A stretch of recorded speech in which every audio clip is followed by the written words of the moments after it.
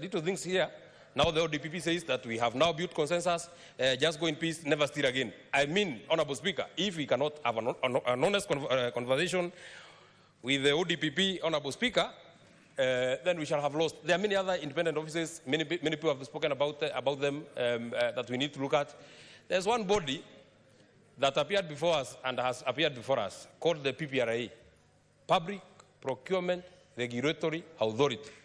In every report that has been laid on the floor of this House, Honorable Speaker, you will never miss a county that has an irregular procurement process, Honorable Speaker. But we have never had, not even one report from the PPRA.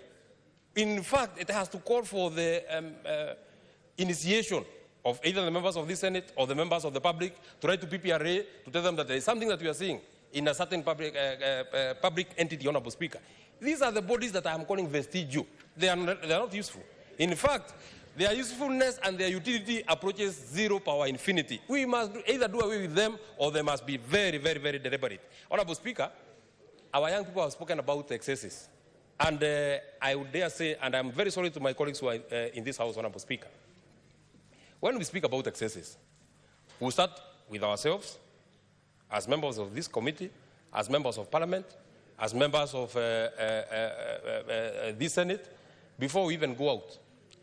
We shall believe that this conversation has sunk in the minds of the people in this House. If you are very honest, the day a clerk of your committee will call, you call a clerk of your committee because you are traveling to Mombasa, and the clerk of your committee will tell you that the only available flight is on economy, and you agree to fly on economy. You not say that you want to fly on the next available business trip, Honorable Speaker, because I don't know about the others, but I will speak for myself. Before I became a member of this House, I want to be very honest to you, Honorable Speaker, I was flying on economy. Why am I very, very special now that I have to travel on business? If there is no business, I cannot travel. To Mombasa here, just a distance of 45 minutes, Honorable Speaker. So it has to start with us, Honorable Speaker. It also amazes me. A governor who was traveling and using one vehicle now has to attend to a funeral using a convoy of 5 vehicles. The lead car has communication officers. The second car has your media. The third car is your lead car. Then your car with a flag. Then a chase car. Then another car with 7. Honorable Speaker, in a rural county like Nyandarua, or a rural county like Homa Bay, or any other county that you are speaking about, you are seeing a governor attending a funeral in a convoy that has sirens. In a county that has never, Honorable Speaker, seen a traffic jam, because I imagine that sirens are either for traffic jam or for ambulances, so that they can. It is this kind of vomiting on the people of Kenya that we are speaking about, and that is what the Gen Zs are saying. If we cannot stop these kind of excesses, Honorable Speaker, then we shall have failed the people of Kenya, Honorable Speaker. I would dare ask, why is it that when we are elected, we are very close to our people, and you are a governor or a senator of a rural county, like the county that I come from, and you actually think that you now require 8 bodyguards? Why do you require 8 bodyguards? What have you done to your people that you require to be protected with guns? When you are campaigning by yourself. When you have been elected, you require 8 bodyguards to protect you. What are they protecting? What is this thing that you have taken to your people that you don't want your people to access you? That you have to walk into a funeral. You know me, I see people walk into a funeral. A whole tent is now occupied by yourself, your bodyguards, your aides, your communication officer, your advisor. And on this issue of advisors, because I'm very happy that the president has said that they want to cut down on the cost on advisors. You know, advice, in my opinion, should look like a pregnancy. You cannot be losing cases like we have seen in the county government of Meru, and you have a legal advisor. Why do you need him?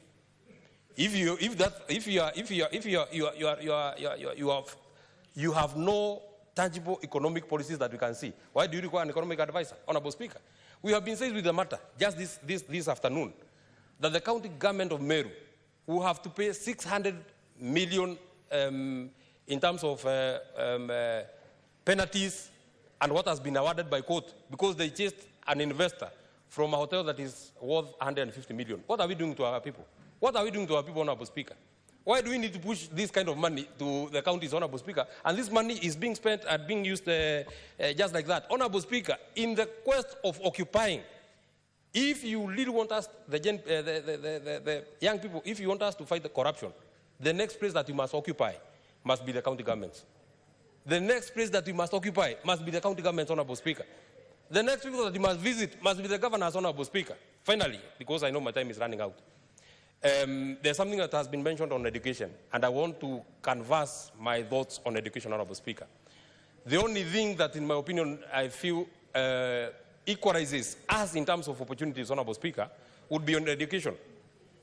I would just, and with tremendous respect to the Senator for Siaya, I would just want to use this example, that in 1964, the Vice President of this Republic was Jaramogi Oginga Odinga.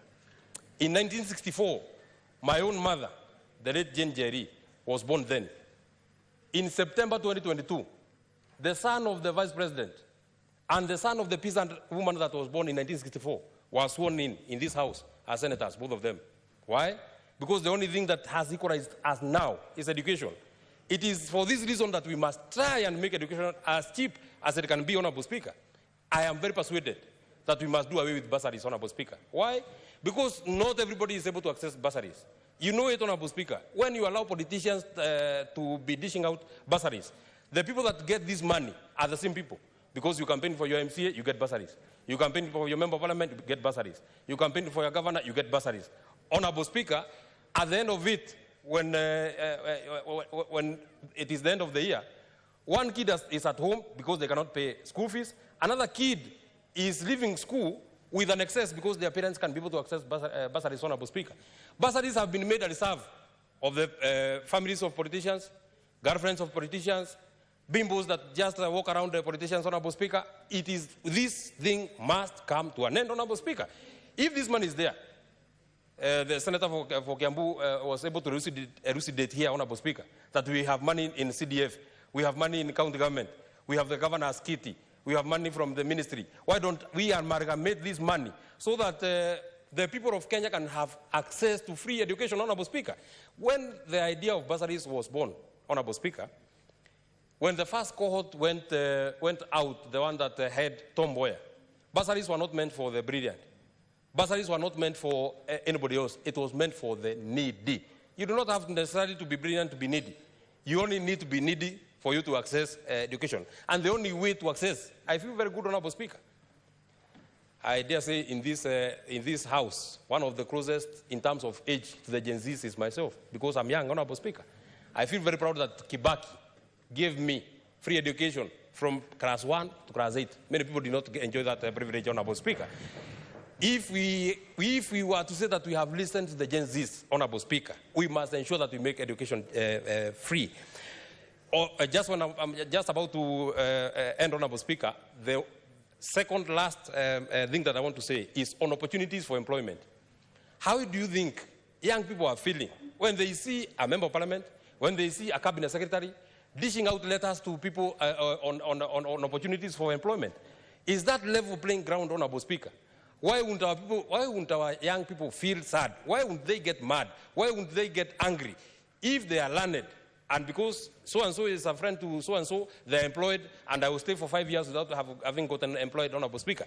If we want our young people to accept that we are doing anything on employment, we must make this space of employment level playing ground, Honorable Speaker. We say that we have created that % for our young people. What is happening, Honorable Speaker?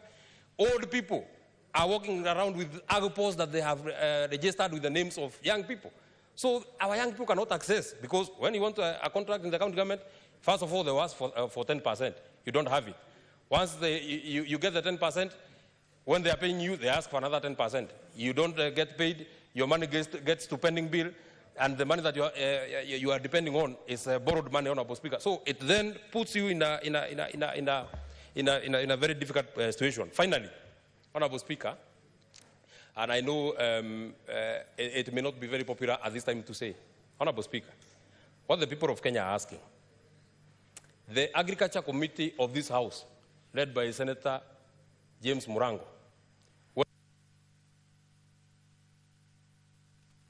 2 minutes to wind up your thoughts.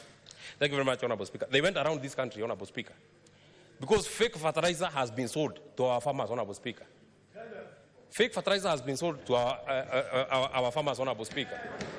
Now, the committee of this House has gone round. They have invited people here. We even saw them tasting fertilizer here. But 2 months later, they cannot tell us who sold fake fertilizer to the people of Kenya, Honorable Speaker. So what are we doing to our people? And we are calling ourselves the people that have been tasked with the responsibility of playing oversight, Honorable Speaker. Why does it have to take 2 months for you to tell us it is such and such cabinet secretary that sold fake fertilizer to the people of Kenya? Why is it very difficult? And I dare say this, Honorable Speaker, to my dear President, whom I really support. The people of Kenya have given you a blank check. You have now an opportunity, and the people will clap for you, to ensure that you weed out every incompetent cabinet secretary in your government, every incompetent PS in your government. You have an opportunity now. You have an opportunity now to ensure, and I'm very hopeful, Honorable Speaker, because I hear that there was cabinet on Thursday.